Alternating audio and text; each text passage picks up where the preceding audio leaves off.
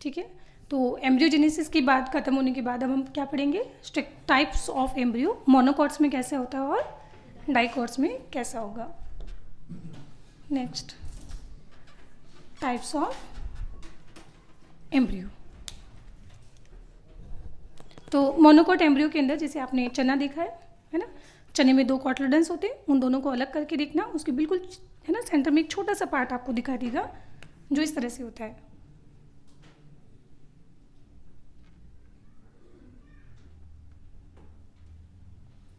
ऐसे होता है। तो ये जो पार्ट है ये क्या है, दिस इज एम्ब्रियो। और आप लोग जानते हो कि एम्ब्रियो जिस एक्सिस पे प्रेजेंट होता है उसको बोलते क्या है, एम्ब्रियोनल एक्सिस। तो ये लाइन क्या हो गई, this is embryonal axis. And embryonal axis को हम लोग और क्या बोलते हैं, टाइजेलम। एम्ब्रियोनल एक्सिस क्या है, टाइजेलम, जहाँ पे एम्ब्रियो प्रेजेंट होता है उस लाइन को हम बोलते हैं क्या है, एम्ब्रियोनल एक्सिस बोलेंगे, है ना। अच्छा, फिर आप लोग जानते हो कि ये ऊपर वाला पार्ट क्या होगा इसमें, पीमूल होगा इसमें, और ये नीचे वाला पार्ट क्या होगा इसमें, रेडिकल होता है। और डाइकोट्स में कॉटलेडन्स कितने होते हैं, कॉमन सेंस की बात है, 2 कॉटलेडन्स होते हैं। तो जैसे मैं समझाने के लिए इनको छोटा बना रही हूँ, तो ये क्या है, कॉटिलिडन्स, और ये भी क्या है, कॉटिलिडन्स होते हैं, ठीक है। अब आपने कभी एपिकोटाइल और हाइपोकोटाइल सुना है ना। तो देखो एम्ब्रियो के इस पार्ट को ध्यान से देखिए आप, जो कहाँ प्रेजेंट है, कॉटिलिडन से ऊपर है। तो part of embryo which present about the cotyledons, about the cotyledons, तो ये हो जाएगा एपिकोटाइल। एंड ये वाला एम्ब्रियो का पार्ट देखिए जो आपको कॉटिलिडन से नीचे दिखाई दे रहा है, तो ये इतने पार्ट को हम क्या बोलेंगे, हाइपोकोटाइल। तो part of the embryo which present below the cotyledons is hypocotyl. हो गया खत्म। ये कहानी थी किसकी, डाइकोट एम्ब्रियो की। अब बात करते हैं मोनोकॉट्स एम्ब्रियो के बारे में। तो मोनोकॉट्स में कॉटिलिडन्स कितना होता है बेटा, फंक्शनल कॉटिलिडन्स एक ही होगा ना, ठीक है। तो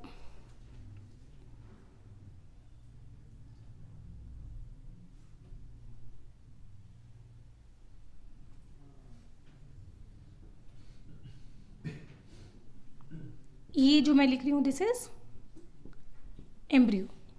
एंड कॉमन सेंस की बात है कि एम्ब्रियो जिस एक्सिस पे प्रेजेंट होता है उसको क्या बोलते हैं, तो ये हो जाएगा एम्ब्रियो नल एक्सिस, या जिसको हम बोलते हैं टाइजेलम। कोई परेशानी। अब आपको नहीं लग रहा है कि यहाँ पे इसके साइड से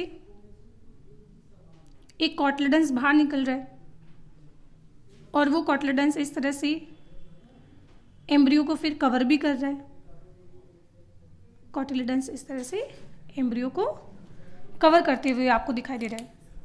तो आपको दूर से देखने पर लगेगा कि कॉटिलिडन्स क्या कर रहा है, प्रेजेंट कहाँ पे, एम्ब्रियो के ऊपर है, पर वाकई में देखा जाए तो इसका ओरिजिन कहाँ से हो रहा है, बोलो निकल कहाँ से रहा है, ये तो साइड से निकल रहा है ना, पर इसका अपीरियंस कैसा है, अपाइकल है। और इस वन फंक्शनल कॉटिलिडन्स को हम बोलते क्या है, स्क्यूटेलम। क्या बोलेंगे इसको, स्क्यूटेलम। तो ये वन फंक्शनल कॉटिलिडन्स दिखाई दे रहा है, जिसके लिए शब्द यूज करते हैं स्क्यूटेलम। और इसके बारे में आपने इंपॉर्टेंट चीज क्या नोटिस की कि इसका अपीरियंस कैसा है, ये आपको अपीरियंस कैसा दिखाई दे रहा है, स्लोप लाइक, या फिर बोलोगे अपाइकल। देखने में आपको लगेगा कि एम्ब्रियो के ऊपर है, बट इसका ओरिजिन कैसा है, ओरिजिन इसका कैसा है, लेटरली निकल तो साइड से रहा है ना, बट ये प्रेजेंट कैसा है, अपाइकल है। कोई परेशानी इसमें नहीं। वैसे तो हम बोलते हैं कि मोनोकॉट्स में एक ही फंक्शनल कॉटिलिडन्स होता है, एक्सेप्शन ग्रासेस, नहीं कॉटिलिडन्स 2 नहीं मिलेंगे। दूसरा वाला जो कॉटिलिडन्स होता है वो रिड्यूस होता है, नॉन फंक्शनल होता है ना, जिसको हम बोलते हैं क्या है, एपीब्लास्ट। तो यहाँ पे एक छोटा सा दूसरा कॉटिलिडन्स आपको रिड्यूस होते हुए दिखाई दे रहा है, क्योंकि एवोल्यूशन चल रहा है ना, तो चलते चलते दूसरा कॉटिलिडन्स क्या हो गया, रिड्यूस होता जा रहा है ना। तो इस रिड्यूस सेकेंड कॉटिलिडन्स को हम बोलते क्या है, एपीब्लास्ट। तो एपीब्लास्ट क्या है, second reduced non functional cotyledons. और ये सिर्फ और सिर्फ आपको कहाँ देखने को मिलेगा, ग्रासेस के अंदर। तो एनसीईआरटी में जो ग्रासेस मोनोकॉट्स होती है ना, उसके एम्ब्रियो का डायग्राम दिया हुआ है, कोई परेशानी इसमें? अच्छा, अब इसमें एम्ब्रियो के ऊपर वाले पार्ट को हम क्या बोलते हैं? प्यूमुल। तो जैसे मान लो कि ये हमने लिखा है एम्ब्रियो, तो एम्ब्रियो के इस ऊपर वाले पार्ट को हम क्या बोलेंगे? प्यूमुल। और इसके नीचे वाले पार्ट को क्या बोला जाएगा? रेडिकल। तो ये हो जाएगा यहाँ पे प्यूमुल और ये हो जाएगा यहाँ पे रेडिकल। ठीक है। अब जो मैं चीज़ पढ़ाने जा रही हूँ वो सिर्फ आपको मोनोकॉट्स एम्ब्रियो के अंदर देखने को मिलेगी। वो क्या है? कॉलियोप्टाइल और कॉलियोराइजा। मैंने उधर नहीं बनाया है। ठीक है। अगर आप इस एम्ब्रियो को देखें तो प्यूमुल को देखें तो इस प्यूमुल के ऊपर आपको इस तरह से होलो फोलिएज कवरिंग देखने को मिलती है, लीफ के जैसा। पर लीफ भी कैसी? होलो। पर लीफ है नहीं बेटा, अनडिफ्रेंशिएटेड है। तो ये होलो लीफी लाइक स्ट्रक्चर देखने को मिलता है और इस पार्ट को हम बोलते क्या है? कॉलियोप्टाइल। एंड कॉलियोप्टाइल का काम क्या होता है? प्रोटेक्शन ऑफ प्यूमुल। तो सेम लाइक यहाँ पे जो रेडिकल होता है, इस रेडिकल को प्रोटेक्ट करने के लिए इसके ऊपर क्या होता है? कॉलियोराइजा। तो कॉलियोराइजा रेडिकल को प्रोटेक्ट करेगा एंड कॉलियोप्टाइल प्यूमुल को प्रोटेक्ट करेगा। ठीक है। और ये होता क्या है? This is hollow foliage covering. देखने में आपको क्या लग रहा है कि ये स्टेम है कि रूट है कि लीफ है? कुछ नहीं बेटा, ये अनडिफ्रेंशिएटेड होते हैं। कैसे होते हैं? बस आपको लग रहा है ना कि कुछ सेल्स है जो लेयर के फॉर्म में प्रेजेंट है, बस, है ना। तो ये भी कैसा है? ये भी अनडिफ्रेंशिएटेड होता है। तो दिस इज बेटा बात नहीं करें, अनडिफ्रेंशिएटेड शीथ बोल दो या फिर कवरिंग बोल दो यहाँ पे। और ध्यान रखना, कॉलियोप्टाइल और कॉलियोराइजा प्रेजेंट होना एक सिर्फ मोनोकॉट एम्ब्रियो की प्रॉपर्टी होती है। कोई परेशानी? बस हो गया खत्म। तो ये डायग्राम मैंने किसका बनाया था?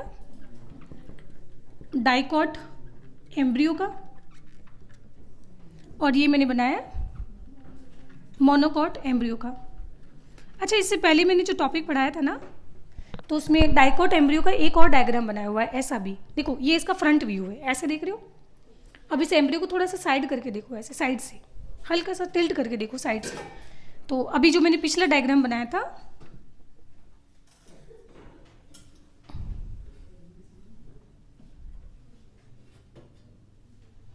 ऐसे बनाया था, यहाँ पे आपको सस्पेंसर दिखाई दे रहा है ना। तो ये वाला पार्ट तो क्या हो गया इसका? बोलो। ये वाला पार्ट और ये वाला पार्ट तो क्या हो गया इसका? कॉटिलेडन्स हो गया। अब मैं प्यूमुल और रेडिकल कहाँ लिखूं? तो कॉमन सेंस की बात है बेटा, जिधर सस्पेंसर होता है वो तो बेस वाला पार्ट है ना, तो रेडिकल किधर होगा? नीचे होगा। तो यहाँ पे कौन है? This is radical. और रेडिकल को यहाँ पे प्रोटेक्ट कौन करता है? तो यहाँ पे आपको दिखाई देगा रूट कैप। और फिर आपने यहाँ पे हाइपोकोटाइल देखा था, है ना। तो ये वाला पार्ट यहाँ पे क्या हो जाएगा? This is hypocotyl. अगर रेडिकल इधर है तो यहाँ पे प्यूमुल किधर होगा? इधर होगा। तो ये तो हो गया इसका फ्रंट व्यू। और इसको थोड़ा सा साइड करके देखोगे तो आपको ऐसा दिखाई देगा, ये होगा साइड व्यू, लिख लेना, है ना। तो डाइकोट एम्ब्रियो ये भी है और ये भी क्या है? Dicot embryo. तो मुबारक हो, इस तरह से एम्ब्रियो खत्म हो गया।